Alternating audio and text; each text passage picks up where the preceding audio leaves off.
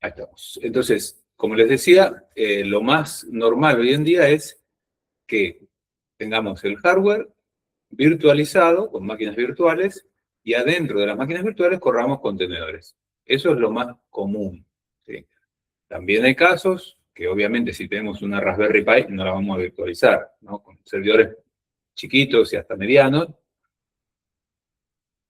podemos directamente lanzar todo lo que tenemos en contenedores. Y como les decía, no es común instalar directamente las aplicaciones en un servidor porque, bueno, tienen algunos inconvenientes de seguridad, de gestión y demás, ¿sí? Entonces ahora vamos a ver específicamente la parte de contenedores y un poquito de scripting con Bash y con Python, ¿sí?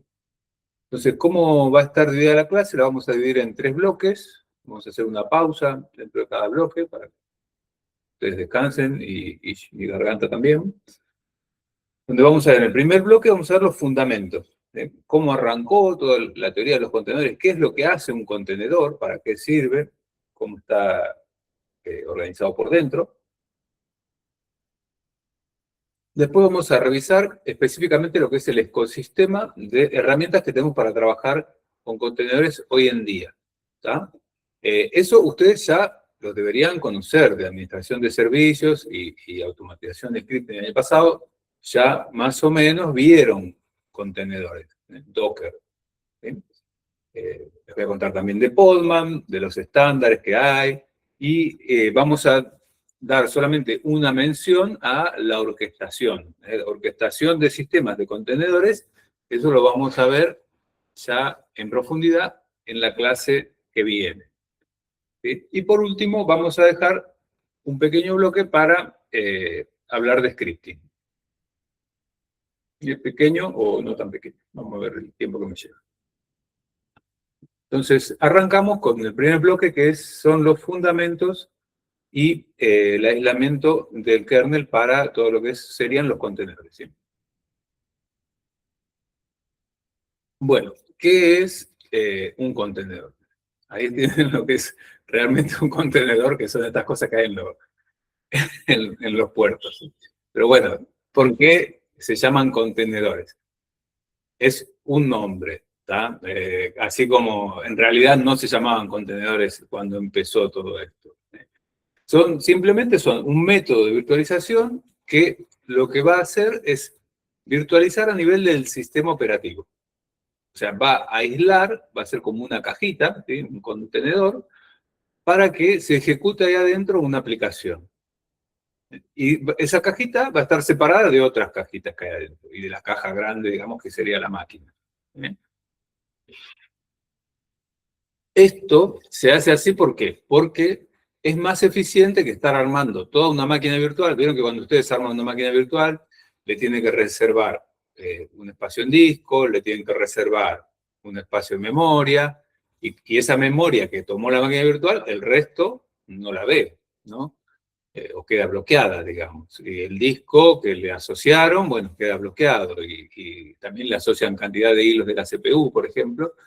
Y además, cuando cambian ustedes de una máquina virtual a otra, ¿se acuerdan que yo les decía? Hay que hacer todo un cambio de contexto, o sea, hay que sacar los registros, pasarlo a otro lado, cargar los registros de la nueva máquina virtual cuando se están ejecutando así varias máquinas virtuales en una máquina real. Bueno, todo eso lleva proceso, lleva tiempo, ¿sí?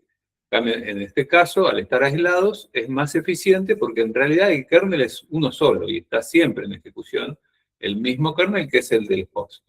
Y no hay que estar pasando a otros. ¿Bien?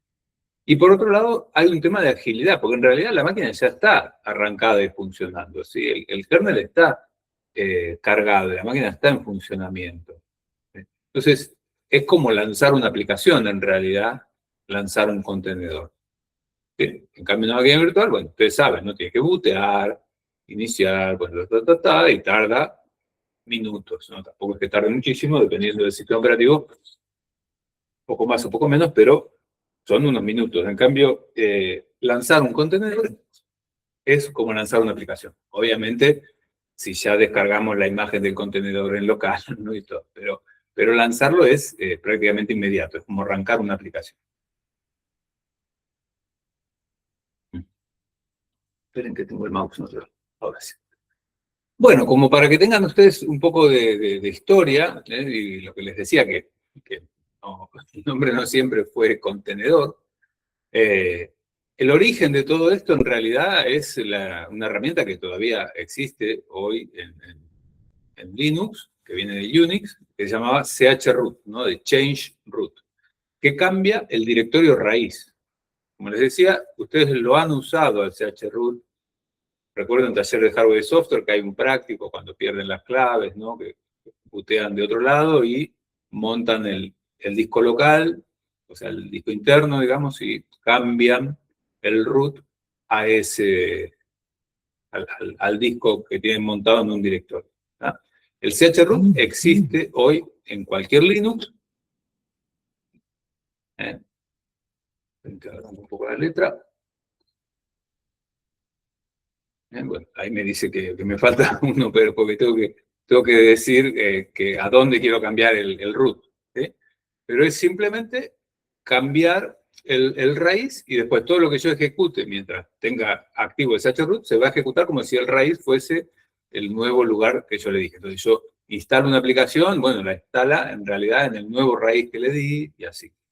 O busca en el path, busca en el nuevo raíz. ¿Sí? Entonces, eso es el chroot, que lo único que hacía de alguna manera era aislar el file system. Te cambiaba el file system de un punto a otro. ¿Sí? El raíz del file system lo cambiaba de un punto a otro. En el 2000, FreeBSD, ¿no? Que es el Unix de la Universidad de Berkeley, añade un aislamiento que al chroot le agrega un aislamiento de red y de usuarios. Y eso lo llama jails, como celdas en inglés. Entonces, en el 2000 ya, FreeBSD ya tenía ese concepto. Ahí ya existía Linux, ¿sí? Y sin embargo no tenía ese concepto. Pero bueno. Franco, ¿por qué corazón? ¿Te gusta FreeBSD? Abrí el micrófono, Franco. Me estás confundiendo. Apreté sin querer, profe, perdón. ¿Qué? ¿Estás probando las cosas? A ver, vamos No, a probar. apreté sin querer, perdón. Ah, está bien, ahí está. Yo te mando para que tengas también. Bien, entonces, en el 2000, FreeBSD lanza el concepto este de jails. Y en el 2004, por ejemplo, Solaris, no sé si alguno sabe que existe un Unix que hacía Sun, que se llama Solaris, bueno, implementa una virtualización más robusta del sistema, así con sistema operativo, que sería el equivalente a los contenedores de hoy en día, que se llaman Zones. ¿Sí? Bueno, Solaris creo que existe todavía el producto, pero cuando Oracle compró Sun, me parece que lo vendió, o sea, que ni sé dónde está Solaris hoy en día. Creo que hay un Open Solaris por ahí dando vueltas. Es un Unix que en su momento fue propietario y que ahora, insisto, no sé dónde está. Pero es compatible con POSIX, o sea, igual que FreeBSD, es parecido a Linux.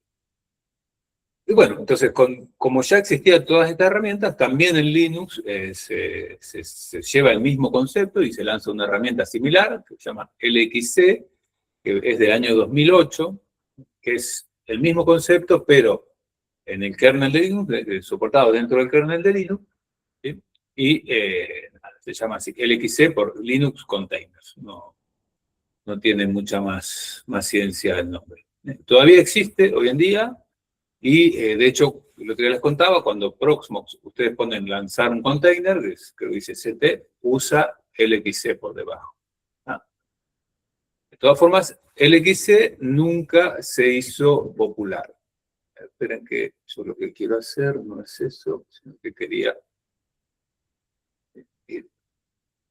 LXC y Linux Container. Sí. Ven que todavía existe, creo que lo tiene Canonical al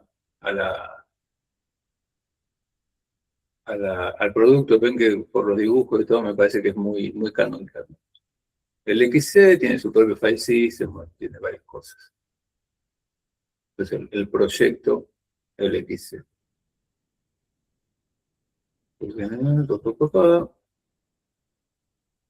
No sé ahora la verdad si es de Canonical o de quién es. Pero existe todavía y se puede utilizar, obviamente. Bien. De todas formas, piensen que esto es, estoy contando un poco la historia y el concepto todavía, ¿sí? Hoy en día la herramienta que más se usa es Docker, por lejos, y bueno, y desde mi punto de vista, Podman tiene varias ventajas y está ganando adeptos, ¿sí? Así que son las que vamos a ver en el bloque siguiente, cuando veamos el detalle. Entonces, ¿qué diferencia hay de utilizar una máquina virtual y de utilizar un contenedor? Bueno, hay muchas diferencias, ¿tá? El aislamiento de una máquina virtual es total.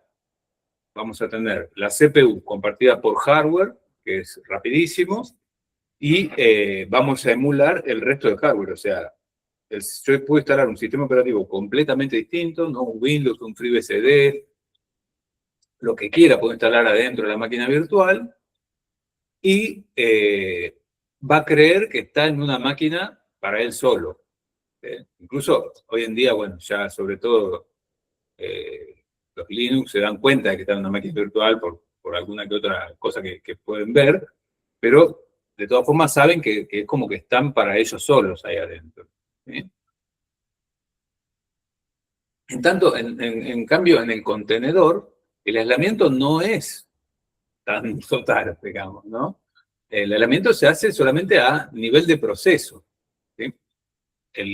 Lo que está dentro del contenedor comparte el mismo kernel, pero tiene limitado, o sea, no puede hacer un CD, digamos, un change directory afuera del file system de dentro del contenedor, puede estar limitado en cantidad de memoria que puede tomar, cantidad de red que puede tomar, ¿sí? Ese tipo de cosas sí se pueden limitar. Pero no es que tenga una tarjeta de red sola para él, ¿sí? No puede tomar una IP, no puede, bueno, dependiendo cuál, pero en Docker, por ejemplo, no es que uno tiene su propio systemd y su propio init, ¿no? Está compartiendo todo con la máquina. El nivel de aislamiento es menor, ¿tá? Es suficiente en la mayoría de los casos, pero es menor. Y obviamente eso también tiene que ver con la seguridad. No, en el contenedor no hay un kernel diferente. ¿Tá?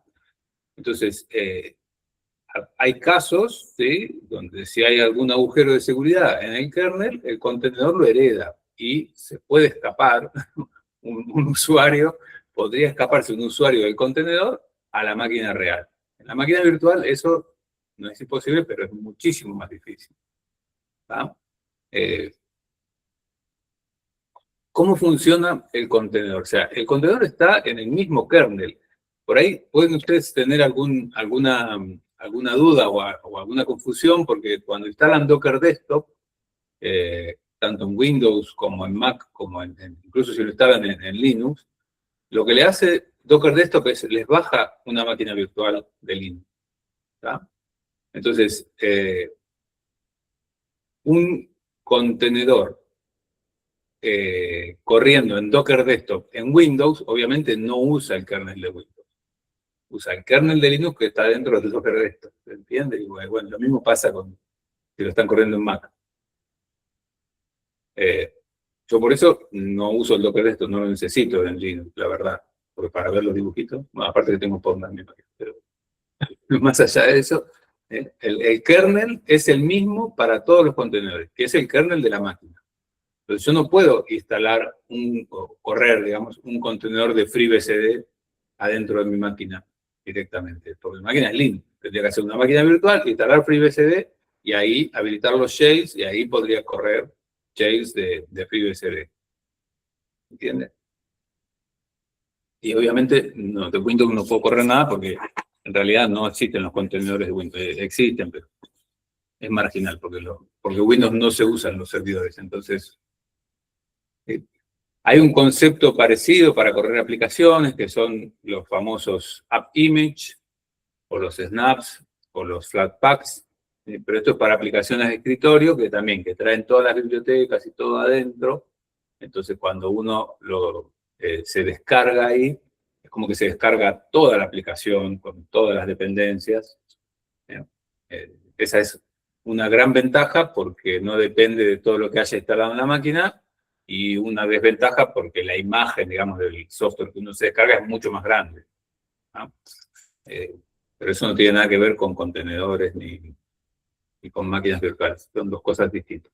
Estas son herramientas que usamos más en la administración de servidores. Bien. Entonces, eso con respecto al aislamiento. Después, con respecto al sistema operativo que nosotros podemos instalar como guest, ¿no? Como el huésped, el que viene de afuera, en la máquina virtual, como les decía, puedo instalar cualquier sistema operativo. Yo tengo una máquina real con Linux, puedo instalar un Windows, FreeBSD, otro Linux, Solaris.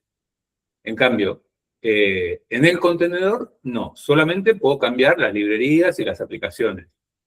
O sea, ¿qué pasa? Yo comparto el kernel, ¿no? Entonces, mi máquina es un Ubuntu, pero puedo correr un Alpine adentro, o puedo correr un Red Hat, un contenedor que tenga la base, o sea, el mismo kernel, la misma versión de kernel, pero que después todas las aplicaciones, la librería y todo, sean las de Alpine, las de Red Hat, Debian, o lo que sea. Entonces decía, no tiene su propio, sino que comparte el de la aplicación. Sí. En Linux usa exactamente el mismo anfitrión. En Mac y en Windows, como no es nativo, hay que descargarse Docker Desktop y usa el Docker Desktop en realidad es una máquina virtual y usa el kernel que viene dentro de esa máquina virtual. Bueno, después otra diferencia muy importante es el peso de la máquina virtual con respecto a un contenedor, ¿no? Cuando nosotros instalamos una máquina virtual, como les decía, típicamente reservamos un espacio en disco, reservamos un espacio de la memoria para que use.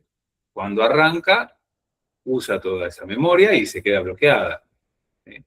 El espacio en disco, yo tengo que cargar todo el sistema operativo, con su kernel, sus aplicaciones y demás. Entonces vamos a estar hablando de gigabytes. Si ustedes se descargan hoy Ubuntu Server, está arriba de los 2 gigabytes, creo, solamente la imagen ISO para instalar. O sea, una vez instalada son como 10 gigas. Y el buteo, dependiendo de su máquina, menos de 30 segundos no le saca a nadie, aunque no tenga interfaz gráfica un buteo. En cambio, en el contenedor, como les decía, es como lanzar una aplicación. Entonces, lo único que va a tener, si necesita alguna librería específica o algo muy particular en el contenedor, bueno, esos megas de esas librerías y la aplicación. Entonces, es del orden de los megabytes. Obviamente, si lo que están bajando es un modelo de lenguaje que pesa 5 gigas, bueno, entonces adentro el contenedor ya va a arrancar por los 5 gigas, ¿sí? Pero una imagen de Alpine mínima o de Ubuntu Server mínima son pocos megas. De hecho, yo no sé, no me acuerdo qué tengo en mi máquina, pero si ustedes hacen Podman Image LS, estoy hablando para que se vea más cómodo. ¿Ven? Yo acá tengo, bueno, imágenes que no están tagueadas, no sé por qué, pero fíjense, la imagen de Alpine Latest que tengo, que desde hace 7 semanas, pesa 8,74 megas.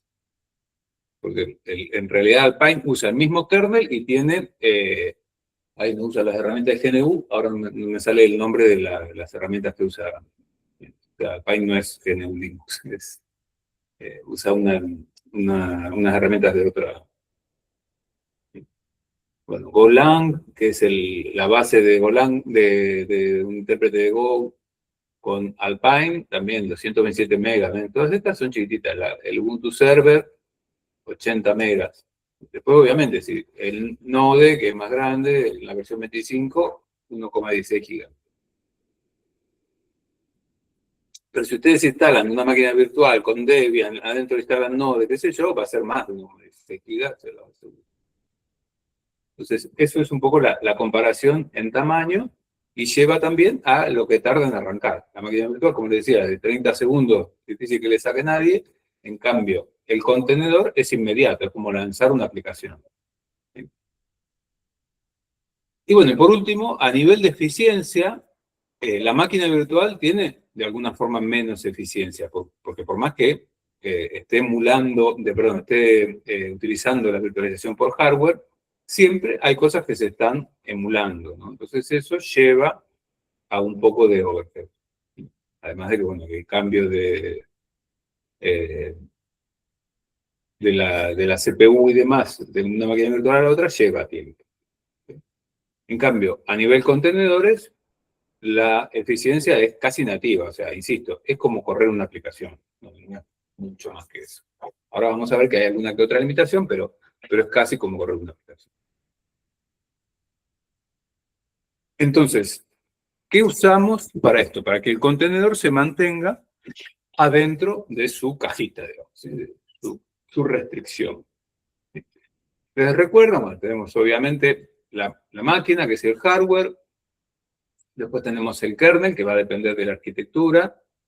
Se habrán dado cuenta, si no, cuando ven que algo esté compilado, tienen que mirar que sea para a Intel AMD 64 bits o 32 bits, ARM 64 bits, 32 bits, ¿no? PowerPC, hay varias arquitecturas distintas, RISC-V también. Entonces tienen el kernel, bueno, que depende de la máquina, bueno, después tienen el kernel en sí y las llamadas al sistema. Las aplicaciones de usuario llaman a esa interfaz de llamadas al sistema, ¿sí? Algunas a través de una biblioteca de GNU de C. No todas usan el Helix C, pero la mayoría. Por ejemplo, Alpine, creo que no usa Helix. No usa aplicaciones de GNU. Bien, entonces, así es como es una máquina normal de Linux. Hay más cosas. Digamos que esto sería como lo básico. Toda esta parte se ejecuta en el espacio del kernel, se acuerdan, en el anillo 0, y esto es en el espacio de usuario, en el anillo 3. Entonces, si yo quiero limitar esto sin usar la virtualización, quiero limitar las aplicaciones de usuario, bueno, tengo otras herramientas que nos da el kernel. Las dos principales son los namespaces, que gestionan la visibilidad, o sea, cuando un proceso se está ejecutando, se ejecuta siempre dentro de un namespace y, de acuerdo a eso, ve qué cosas se le permiten ver, qué otros procesos, qué interfaces, etcétera, se le va a permitir ver a ese proceso, lo dicen los namespaces. Espacio de nombre, se llama. Y después tenemos los cgroups o control groups, que gestionan la limitación, que es cuánto puede ver. ¿Tá? O sea, los namespaces me dicen qué memoria, qué cosa, qué sé yo, o sea, qué direcciones, qué interfaces, qué otros procesos, y después los cgroups me dicen cuánto de cada cosa, ¿sí? Cuánto de memoria, cuánto de red, cuánto de CPU, cuánto de... Eso podemos ver. Esas son las dos herramientas que tiene incluidas el kernel de Linux, que nos permiten limitar la ejecución de los procesos adentro de los contenedores. En realidad, siempre, pero bueno, en particular dentro de los contenedores. Y fíjense todo lo que podemos aislar usando los namespaces. El árbol de procesos, ¿sí? El Process ID, podemos aislar del árbol de procesos. También las interfaces y rutas de red. Yo puedo sacarle a un namespace ciertas interfaces, o todas las interfaces, si no quiero que salga fuera por la red. ¿Ah? Puedo también aislar el file system, ¿sí? Con puntos de montaje específicos. También puedo aislar los nombres de dominio al que puede acceder, darle otro nombre de dominio adentro de un namespace. Puedo aislar, como les decía, la comunicación entre procesos, que vea uno que no. Y puedo también aislar los nombres de usuarios. Para seguridad, también yo voy a querer que un usuario que está dentro de un contenedor no tiene por qué ver los que están afuera. ¿Entiendes? Entonces, todas estas cosas yo las puedo aislar directamente desde el kernel de Linux usando namespaces. Si no lo ponemos dentro de ningún namespace, entonces el proceso puede ver y manipular todos los recursos de otros contenedores de host. Pero como adentro del contenedor van a estar aislados con un namespace, no los van a ver. Y el otro es el cgroups o control groups, que son grupos para control de recursos. Entonces ahí vamos a tener, por ejemplo, cuánto de CPU le dejamos usar, ¿sí? A un cgroup, ¿no? A un control group, cuánto de memoria, cuánto de red, cuánto de almacenamiento. Todo esto lo podemos ver. Típicamente uno lo define por defecto y todos son iguales. Pero bueno, podríamos decir, tal contenedor tiene un poco más de CPU, tal tiene menos. ¿No? Eso se puede hacer. De todas formas, estos no son controles estrictos como los controles de una máquina virtual. ¿Entiendes? O sea, no es que yo le reservé la CPU y la va a tener y va a quedar ahí. O yo le reservé la memoria o le reservé tanto de almacenamiento. Lo va a ir consumiendo a medida que lo necesite, porque en realidad está compartiendo el file system y todo con el host. El contenedor comparte todo. Entonces, namespaces y cgroups. Esas son las dos cosas, las dos tecnologías que están adentro del kernel y que usan los contenedores. Es un poco, no es que estaban antes, sino que se han ido desarrollando específicamente para esto, y bueno, también sirven para otras cosas, no solamente para los contenedores, pero han avanzado más gracias a la proliferación del tema de los contenedores. Entonces, la primera herramienta que surge para hacer uso de estas capacidades del kernel se llama LXC, o Linux Container. Linux Container es la interfaz directa para conectarse con el kernel y permitir ejecutar contenedores directamente de sistema, digamos, ¿no?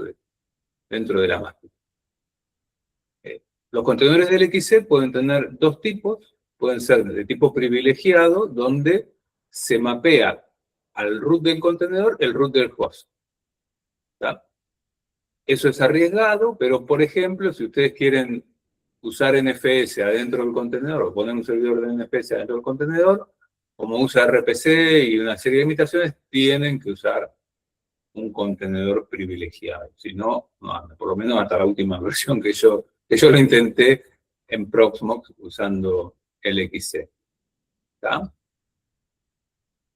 Y después tenemos los contenedores sin privilegios, donde los usuarios se mapean a otros usuarios para más seguridad, porque bueno, en realidad si se escapara el usuario dentro del contenedor, que insisto que puede pasar, cuando sale el root del contenedor no es el root del sistema, ¿no? Entonces, si se escapa de adentro es un usuario normal. Obviamente, si yo le di sudo y le di un montón de permisos, puede hacer macanas también.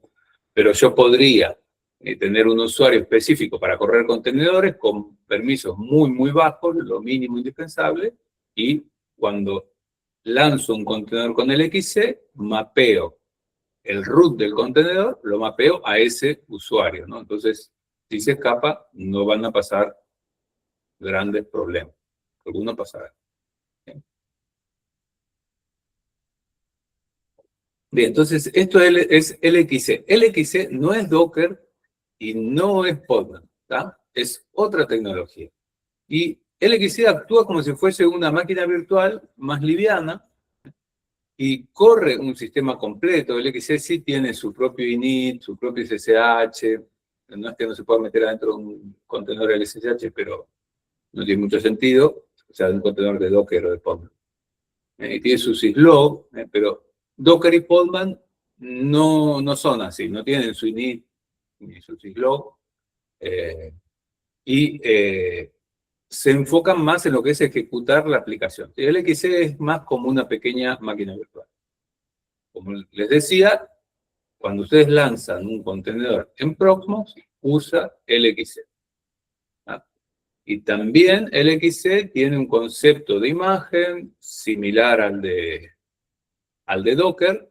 Las imágenes de Docker sirven también para Podman y para Kubernetes, pero el del LXC, hasta donde yo conozco, por lo menos, no era compatible, por este mismo, porque tienen su init, tienen sus otros detalles con respecto a los contenedores más comunes que conocemos de Docker. Entonces, es muy similar a Docker, pero no es Docker LXC. Y hasta donde yo conozco, como les decía, no es compatible tampoco.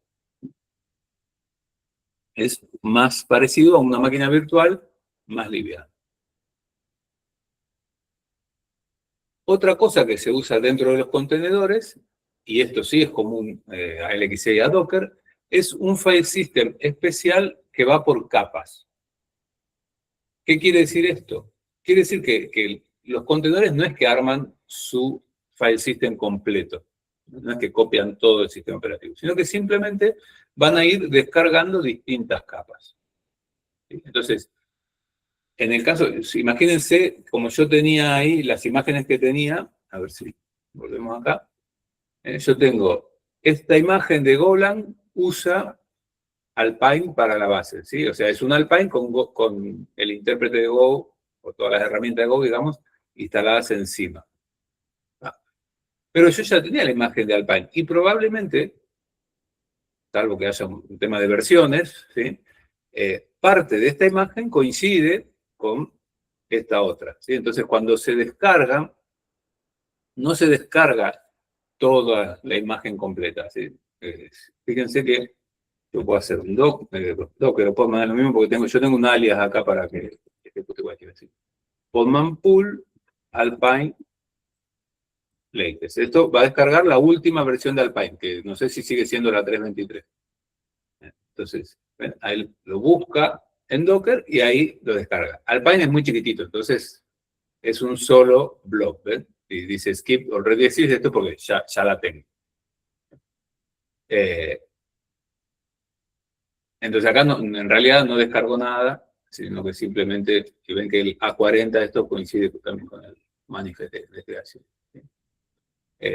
Pero en el caso de que tuviera que volverla a descargar, es probable que partes ya lo tengan, que no la tenga que descargar completa. Y sí, pero esto es tan chiquitita que probablemente siempre sea solo un blob, ¿no? Como dice acá, este pedacito nada más.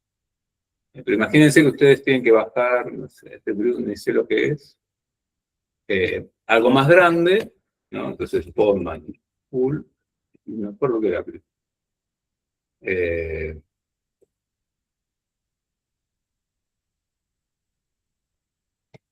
si es así.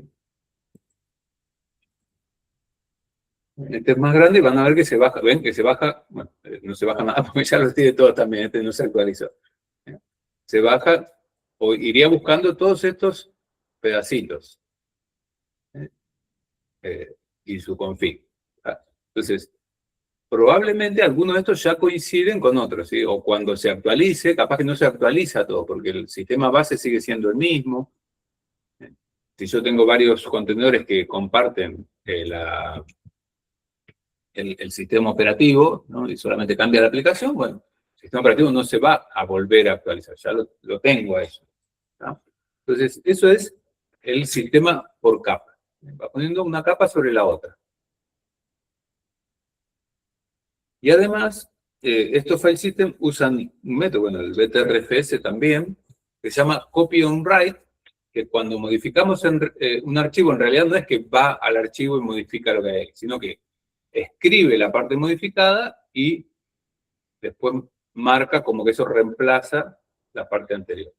¿Ah? O sea, no es que escribe encima de lo que estaba, ¿no? O sea, es un copy de lo nuevo y después lo marca como que reemplaza lo antiguo. Y eso se usa en un montón de aplicaciones y hoy en día con los discos SSD también se usa bastante porque tiene un motivo técnico, digamos, para que no se estropeen tanto la memoria de escribir siempre en el mismo lugar.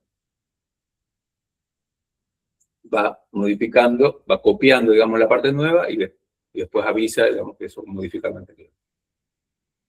Estos sistemas por capas tienen una ventaja, que es el ahorro de espacio en disco.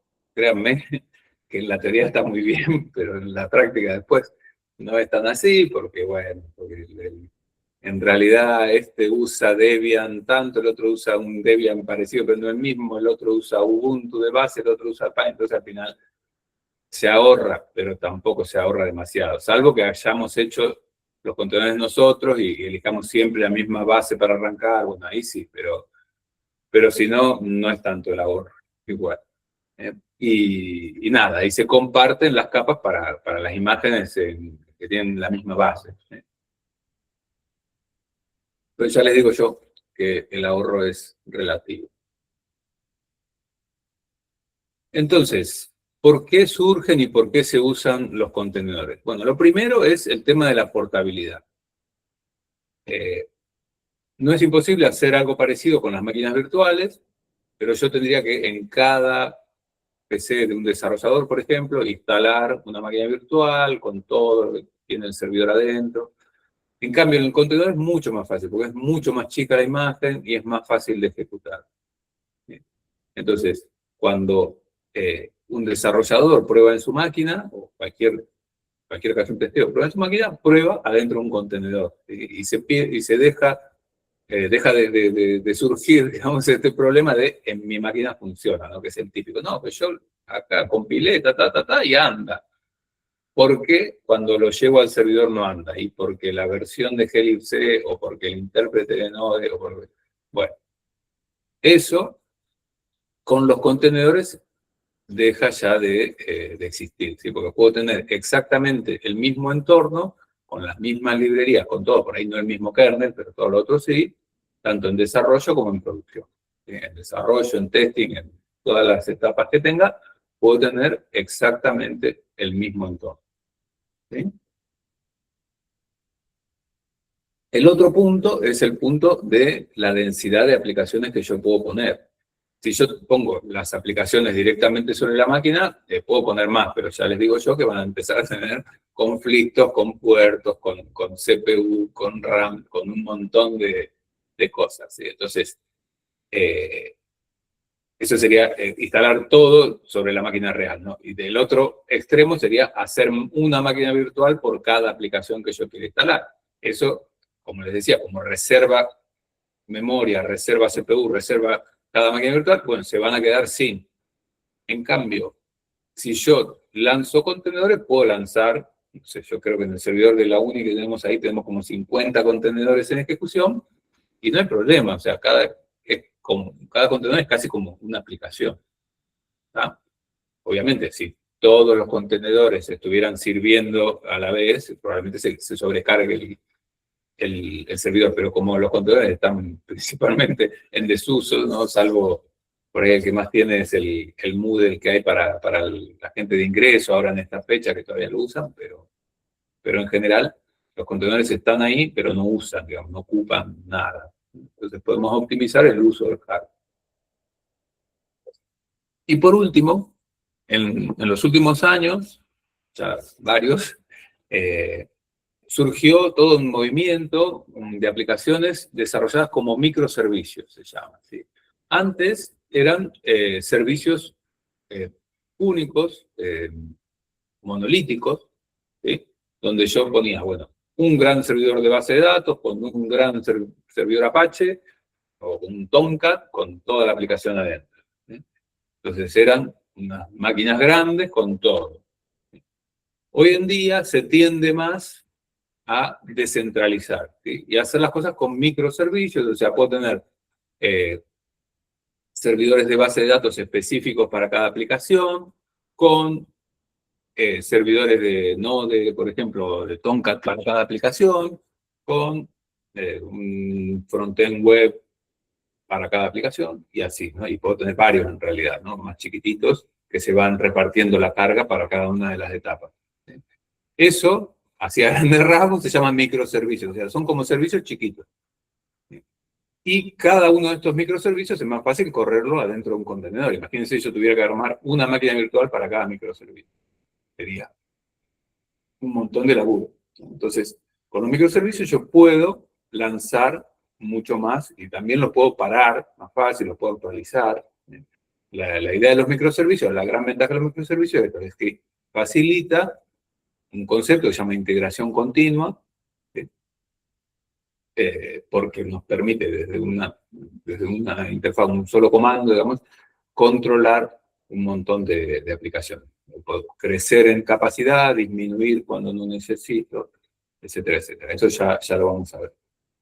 Tenemos Kubernetes, que es precisamente un gestor de contenedores para microservicios. Se llama orquestador de contenedores. Bien, como les decía, el tema de compartir el kernel tiene algunas observaciones desde el punto de vista de la seguridad. O sea, acá no hay virtualización por hardware, está todo sobre el mismo kernel, todo en la misma máquina. Es una virtualización por software, ¿no? Por el sistema operativo. Obviamente, si el kernel tiene un agujero de seguridad, todos los guests, todos los inquilinos, dice ahí, ¿no? Tienen ese agujero de seguridad.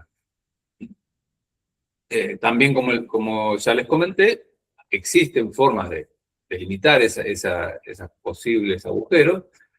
Una es sacar privilegios específicos al contenedor y que no corran como root. Y bueno, después hay la posibilidad de establecer filtros en las llamadas al sistema. ¿Ah? Entonces, por ejemplo, Docker no está tan enfocado en la seguridad. De hecho, Docker necesita que lo que es el daemon, el demonio de Docker, corra como root. Podman, por ejemplo, que usa otra tecnología para lanzar los contenedores, no necesita, de hecho no usa root para nada, y es un poco más seguro. Bien, entonces tengan en cuenta esto, que un contenedor es un poco menos seguro que una máquina virtual. De todas formas, por lo menos a mí nunca me afectó, o sea, nunca llegué a ese punto. Bien, entonces, como les decía, los namespaces en realidad no son algo nuevo. Eso está en Linux ya desde siempre, ¿no? Entonces, lo puedo listar como con LSNS, ¿sí? Saben que LSPCI, que se lista las interfaces PCI, bueno, LSNS lista los namespaces, ¿sí? Namespaces. Y estos son todos los que hay, que como los ven, son el número en realidad, desde el 34 hasta el 64. Gente que se salta. Bueno, acá dice qué tipo de namespace, time, cgroup, La verdad que yo no sé muy bien por qué está esto armado de esta manera, pero hay namespaces para cada tipo de procesos, y fíjense que dice la cantidad de procesos que hay adentro de ese namespace. En el usuario, vamos, acá cada ventanita de Chrome tiene el suyo. Esto que es el Megasync que tengo yo para archivar en la web, en la red.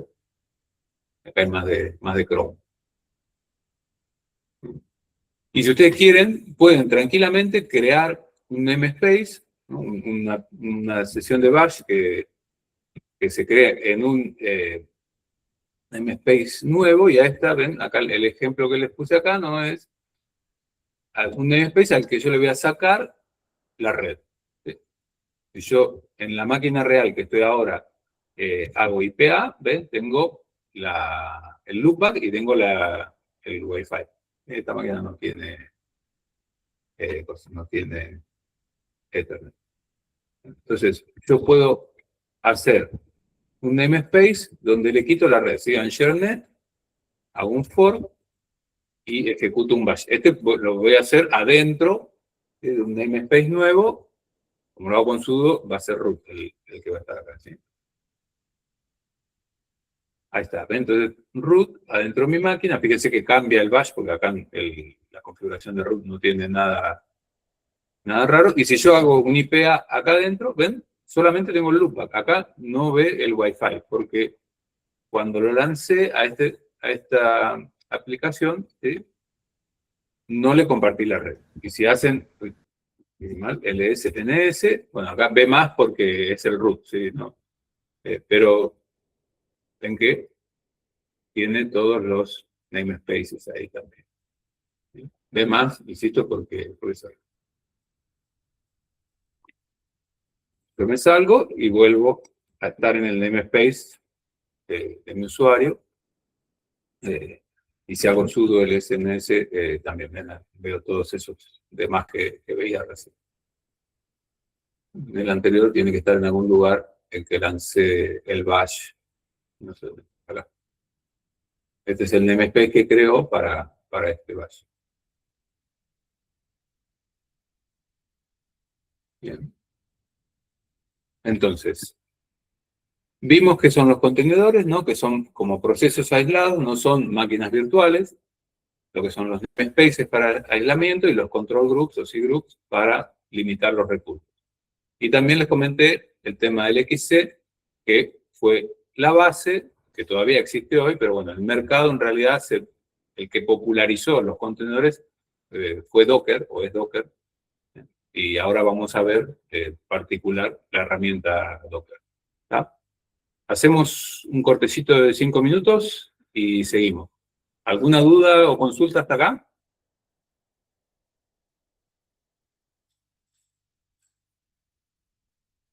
¿No? Bien. Perfecto, entonces hacemos un corte y seguimos en 5 minutos.